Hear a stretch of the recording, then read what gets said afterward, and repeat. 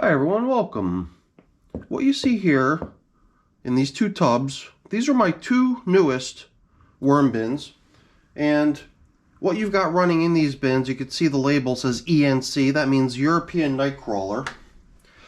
And the European Nightcrawlers that I've got running in these two tubs, they were launched on 2 different days, a couple weeks apart. So this system is about 24 days older. It's a 54-day-old system with an estimated worm population of 1,752 worms. That's an estimate that we arrived at together. So it's usually with everyone's input that I come up with an averaged number. That's why it's sort of an oddball, weird number like that. And then 24 days later, 30 days ago, came the launch of this system. And the reason for the delay was that I was hauling worms out of a soon-to-be-retired system. The first haul out of worms was used to set up a few breeding bins. And there's still evidence of the breeding bins over here. The breeding bins were actually in buckets. And then I believe that this cardboard was actually used to sort of cover up the material within the buckets. And then the second haul out of worms was used to launch this system over here. Eventually the breeding buckets came to an end and the contents of those buckets was dropped into that tub over there. And then at the very end, there was one final haul out of worms. We thought that this tub was running a little bit lower on population, so that final haul out of worms was added to there. But one way or another, we arrived at numbers that were very similar.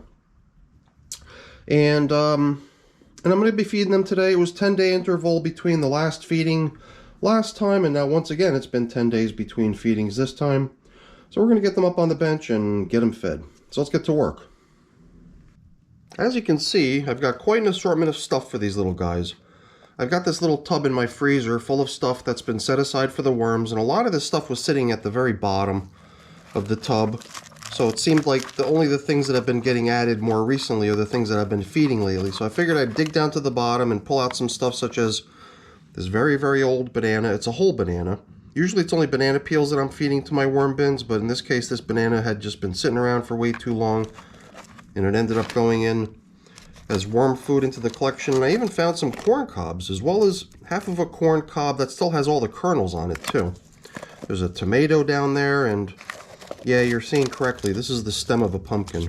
I thought maybe I would try to saw this in half, because I do have a saw down here in my basement, believe it or not. Thought I would make a cut through this and split this between the two bins evenly.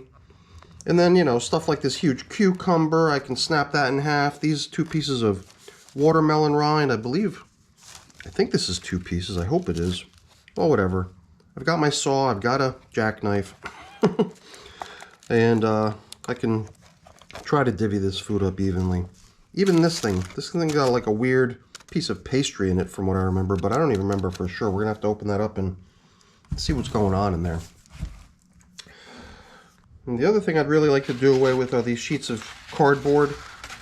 And you know, I guess the thing that's been stumping me is how do I divide 3 things up amongst 2 bins. I guess the way to do that is just to tear the whole thing in half. And then 3 of them can go to the other bin when we get around to feeding it, and 3 of them can stay in here. And that stuff will finally become bedding. And now this piece of plastic bag is going to come in as the replacement top covering for these 2 storage bags that have been serving that purpose up until now. The pink plastic bag will just provide edge-to-edge coverage. Somewhat better coverage, I believe, so that's the reason I'm upgrading.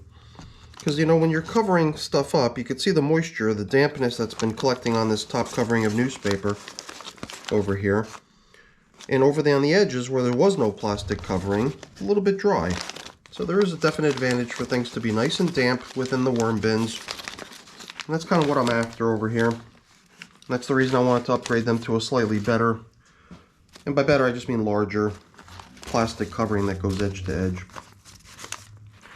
Even these pieces of cardboard are still a throwback to the system that these worms were all migrated out of. Sometimes I set up these little dividers within the bin to separate the finished castings from the new area that I'm trying to lead the worms over to so that I can round them up and haul them out. And this cardboard, all this stuff, everything that you ever see put into these worm bins is all meant to eventually become their food But some of this stuff like leaves and cardboard and paper shreds, things like that, usually start out as, or at least with the intention of being bedding for the worms to simply live in. But it all eventually gets to the point where the worms can start working it down and feeding on it. Oh yeah, I was reviewing the video from last time, and it's funny because once in a while, I don't know, I don't think I'm doing it intentionally. Maybe it's subconscious. But the foods that they got fed last time, once again, as we've seen in the past, all seem to correspond to one particular letter. And this little piece of leftover I found here reminded me of that. This is potato peel, and letter P seemed to be the predominant letter last feeding. Because not only did they get potato peels, they got pumpkin, and they got pastry. So, I don't know. I don't know why my mind actually even notices unusual things like that, but when I was quickly reviewing the last video to see how we did in here last time, I sort of noticed that, you know. I'm like, huh, pumpkin, pastry, potato, what's going on here? Corn cob. Man, that little batch of corn cobs that I found in my freezer was a little bit surprising. I thought I had done away with the last of the corn cob feedings long ago. So I figured, you know, let's feed those chunks of corn that I just found, and putting them into my two newest systems makes the most sense, since corn cobs, at least in my experience, seem to take quite a long time. I mean, I think that they're going to come by and nibble off all those nice juicy kernels of corn off the cob, 1, 2, 3. But then it's the actual corn cob itself which really seems to take a good amount of time to break down. And you know, everything that you saw in that tub, like I mentioned earlier, came out of my freezer. But all these potato peels they got last time were not frozen. And I think because they weren't frozen, they're just going to take a while to break down.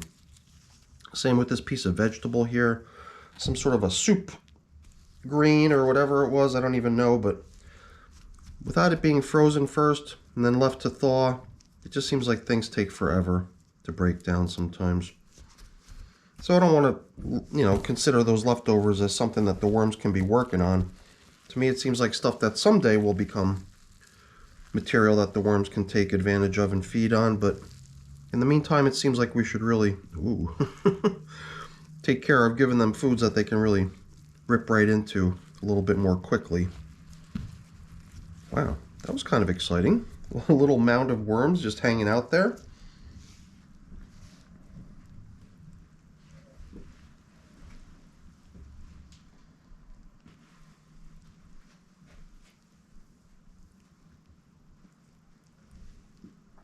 You know, oftentimes you'll hear on other worm channels too, I'm sure, if you watch videos like mine elsewhere, that the general odor that you get out of a worm farm or out of a worm bin is usually very fresh, almost reminiscent of the smell of just taking a stroll out in the forest after a rain storm or something. And as surprising as that is, it's totally true, except when something starts to kind of rot or starts to spoil. And I think somebody might have even provided a casual warning about that last time we fed this system, and we noticed all these leftover pieces of potato that might take some time to break down since they never got frozen. And I think that might be what I'm smelling. I mean, it's not terrible.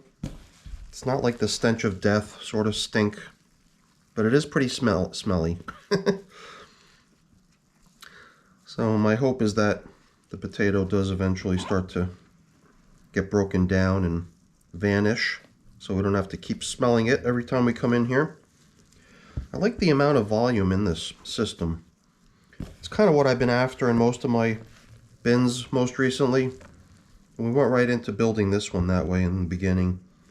It was kind of nice to just empty those 3 breeder buckets that the worms used to occupy before getting moved into here, and to see how much of the bin was filled with that material.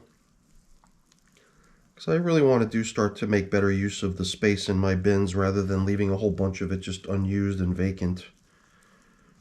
I'll tell you, this worm population in this bin is pretty good. Good sized population, and they're big fat adult worms too.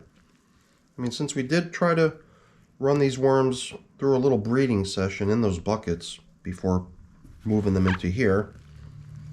We were sort of anticipating that we might see a little population explosion in here, in the hopes that the breeding buckets actually did produce a bunch of cocoons and that the cocoons are going to be hatching soon. But what I'm seeing in here seems to be pretty good sized worms. I mean, I don't know if worms hatched only maybe a month ago would already be this size, but I could be mistaken. Who knows? Just seems to me like in general, if I look at the worms in here, they're pretty healthy looking, nice and chunky. All right, let's use this stuff here. Finally putting this stuff to use instead of just working around it. Nice little foundation for today's feeding. And now I get to sort of figure out how to divvy up some of this stuff in an even way. It did seem to me like this was already split, so that's convenient. We'll grab one of them. And I got a feeling worms coming out for that thing is going to result in a pretty big worm party going on down here. And here too, this thing should be easy enough to snap in half since it's still kind of frozen. I mean, I took this stuff out of the freezer a little while ago, so it's starting to get a little bit mushy, but still frozen enough that I can just break it pretty easily. I don't know, I think refrigerators do have a tendency, at least the new frostless ones. When I was a kid, I remember always having to defrost our refrigerator. But I think today's refrigerators are designed to somehow suck the moisture out of the air to prevent freezing. And I think as a result, sometimes you see things that have been in the freezer for some time, and if they're not protected from the air in the freezer, they seem to have this tendency to, I don't know, kind of lose their moisture content and start to shrivel up. So now, I'm trying to figure out here, I guess whatever, we're going to go ahead and save all these little tiny chunks of corn cob bits for the other bin, and we're going to put that big one in here.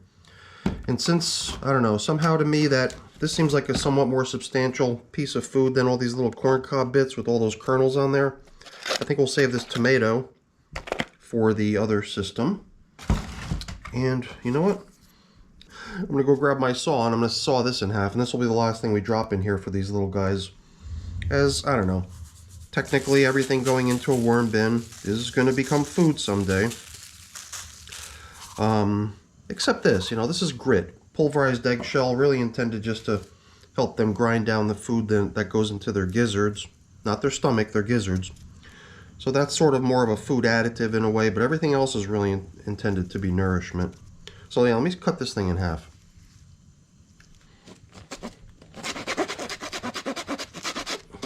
Yeah, I gotta tell you, cutting a pumpkin stem in half does seem to be a lot easier than just cutting a branch or a piece of wood.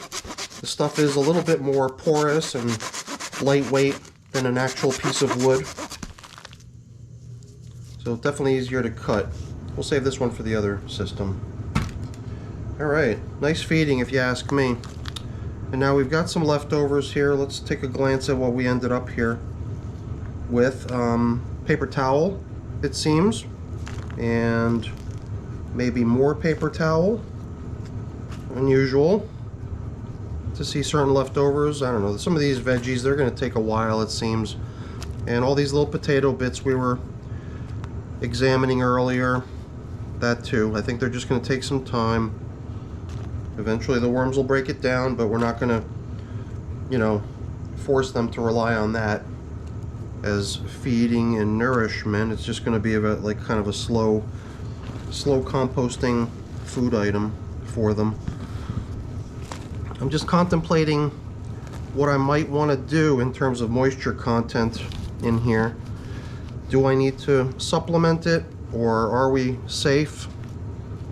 I usually like, or at least I prefer, if possible, to allow my bins to rely on the moisture content entering the systems through the foods that I feed. And even though things do seem a little bit loose and crumbly in here, I would prefer to not add moisture. Not that there's anything necessarily wrong by doing so. It just seems to me like if it's possible to just, you know, boost up the moisture by giving them some nice damp foods, then why not do it that way? And I think once we put that cover to cover or edge to edge covering on here, that somewhat larger plastic covering, I think we're going to allow the system to just hang on to its existing moisture versus losing more and more of it to evaporation as it's been doing over the past, I don't know, whatever period of time we've been covering only with those storage bags. I think we've been covering with only those storage bags the entire time, and over all that time allowing moisture to gently evaporate out of the system around the edges, and at this point we'll be putting a stop to that. Yeah, I mean, that big chunk of watermelon down there is going to be bringing nice moisture content to the system. The other foods, as they thaw out from having been frozen, will do the same. So if we really need to add moisture at some point in the future, if things start to appear a little bit more in need of that, then we'll do that. But for now, I think we're just going to ride it out until the next feeding and decide then if we need to do it. For now, I think we're done in here. Let's start restoring the coverings that we had on here. Oh yeah, there was one other thing you might have noticed in here that I didn't really identify. It's just a couple coffee filters. I did notice that these systems were not equipped with feeding zone indicators, and now they will be. I just like to mark where I last fed using some sort of a marker. In this case, it's just a feeding zone indicator utilizing a used coffee filter. And at some point I might actually deviate from feeding down the center, but as long as I do, usually finding my way back to the feeding zone is pretty straightforward in my bin, since most systems get fed down the center. So putting the feeding zone indicator is not terribly important. It's more of a fun thing. And the worms do like to nibble on it sometimes. Nice top coverings too. Stuff that the worms can come out and explore, and they'll explore it because the moisture will continue to recirculate right beneath the top covering. Nice brand new plastic bag. Let's see if I can get it nice and thoroughly draped out across the top. And the only other thing that I feel like I've got to be a little bit more mindful of is not allowing the opening on these bags to become a point where the worms can actually enter the plastic bag. Not that it's terribly dangerous, because usually if they get into the plastic bag, they're well protected from drying out by being in the plastic bag, but I just prefer not to have them roaming around in there. Okay, I guess the only thing missing is some sort of a top covering to provide darkness and shade down here underneath itself, so that the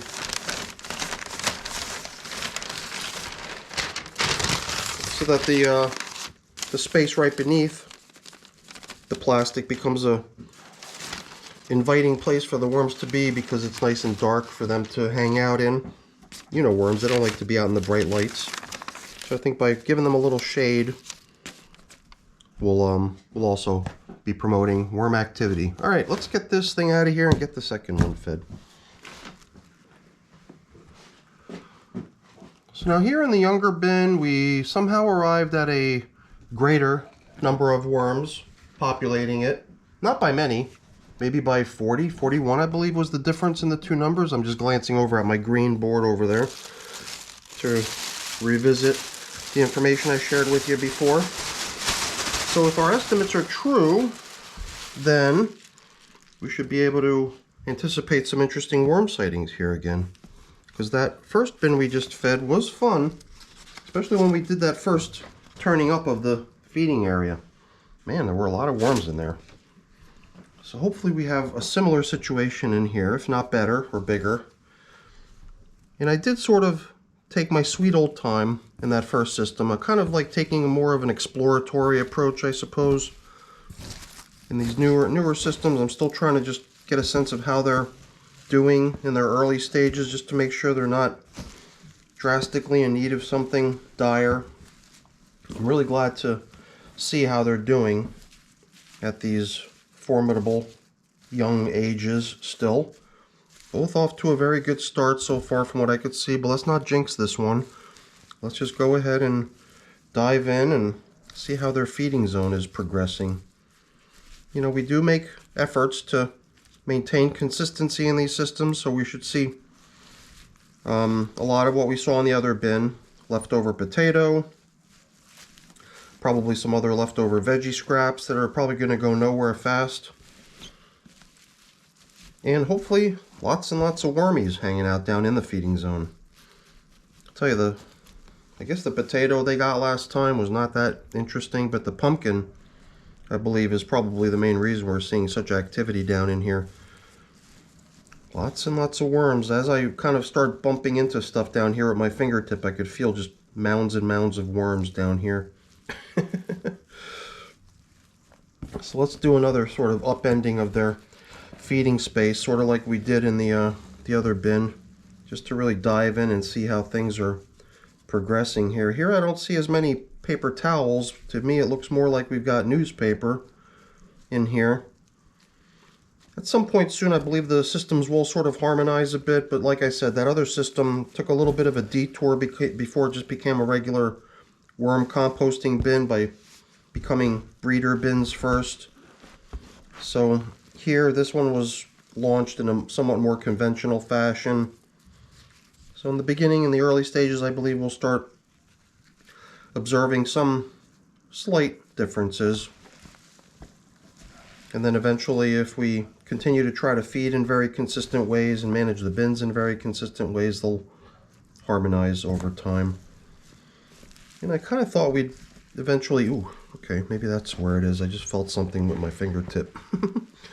I do almost anticipate bumping into a good number of worms at some point. And I think I'm finally starting to encounter them here and there. And not too surprising, I'm starting to sense a little bit of, you know, not terribly foul, but a little bit off, you know. Considering, you know, in worm bins I'm usually expecting that sort of fresh, natural scent of the great outdoors, to smell certain foods that are just not going straight to being composted by the worms, but are first sort of getting into a little bit of a decomposition process on their own. A little bit of a stink in here too, but not quite as strong as I sensed in the other one. And I don't really feel that it's in neither bin. Neither bin do I sense the need to take any action to try to address it either. I think it'll just eventually fade and become a thing of the past, so let's not sweat it. Yeah, you know, the first bin, when I'm doing these sort of paired up sister bins or buddy bins or whatever, I always feel like I'm sort of like in an exploratory mode on bin number 1. But once I get to the subsequent bins that follow, I feel like I can sort of breeze through the feeding and check-in process a little bit more quickly than I did in the first one. I guess based mainly on the assumption that I'm probably going to see more of the same as what I saw in the first system. So here maybe we can just sort of proceed straight to the feeding rather than, you know, hunting and pecking and searching and exploring and examining. Because it does seem like we've got, you know, more of the same, and that's good. That's what we're sort of after here. Nice generous feeding. Both bins are getting fed quite nicely. And well, let's just drop in what remains, right? Hanging onto this coffee filter to mark where we last fed at the end. Let's see what we can do about leveling stuff off here. Sprinkling it with some pulverized eggshell. And restoring some stuff. Newspaper, scraps, perhaps a napkin here. Yeah, a variety of different things that I'd really rather see right down in the feeding area rather than scattered all about. This way we feel like we might encounter a big worm party when we return if we keep focusing all the yummy stuff in one location for them. Let's see how the outer edges on this bin are doing.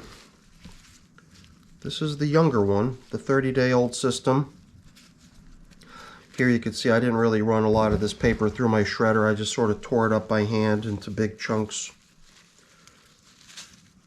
This is actually a leaf bag that has actually been outside for, it was, I don't know, I was using it as sort of a weed barrier for a while, so the stuff actually did rest on the ground. And it was soiled, so I figured since it's got a little bit of dirt stuck to it, perhaps it wouldn't be the best idea to run this particular collection of paper through my shredder. So I wanted to reduce it in size a little bit. So I went to doing it the old-fashioned way and tearing it up by hand before using the stuff to assemble my bin with the stuff. And yeah, here and there we're starting to encounter little batches of worms. Maybe because this is a slightly younger system, the materials are just that much fresher and less broken down, and the worms just seem to camouflage in this stuff a little bit better than in the more dark, broken down castings type material. So perhaps we're seeing just as many worms here as we saw in the other one, but we're just not seeing them as easily, or they don't stand out quite as much against the backdrop of the material they're inhabiting, since the material is a little bit lighter in color and provides them with a little bit more cover.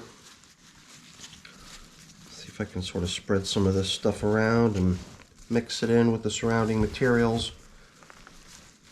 Here too, I feel like we're in pretty good shape with regards to moisture in the bin. I like the moisture level in here. This one did actually have one of those larger plastic bags covering edge to edge already, protecting the system from undue evaporation. So here too, I think we're going to be in good shape. No need to supplement the moisture at all.